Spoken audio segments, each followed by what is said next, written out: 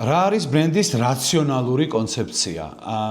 ადრე ფუნქციონალურ რაციონალურ კონცეფციაზე რაღაც ერთობლივად ვლაპარაკობდი, მაგრამ ეხლა წლები გავიდა და ვფიქრობ, რომ უნდა გაიყოს ეს ყველაფერი.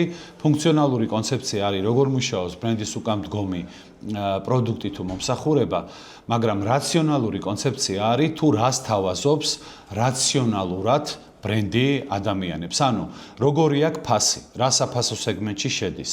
აქვს თუ არა გარანტიები, მოყვება თუ არა ყიდვის შემდგომი მომსახურება, რა ჯდება ეს ყველაფერი, არის თუ არა დაზღვეული ეს პროდუქტი ან მომსახურება და ასე შემდეგ და ასე შემდეგ. და ამის დადგენაში ყოველთვის დაგეხმარებათ თვითონ ბრენდზე ფიქრი, ბრენდის კონცეფციაზე ფიქრი, რომ გადაწყვიტოთ როგორ ბრენდს აკეთებთ.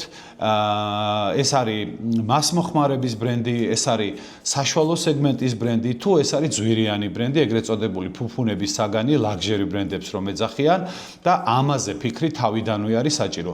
რა საფასო სეგმენტში შევდივართ, იმიტომ რომ საფასო სეგმენტიდან გამომდინარე, შემდეგ დაგეგმავთ ნაბიჯებს, რომლებიც ამ ყველაფერს ხელს შეუწყობს.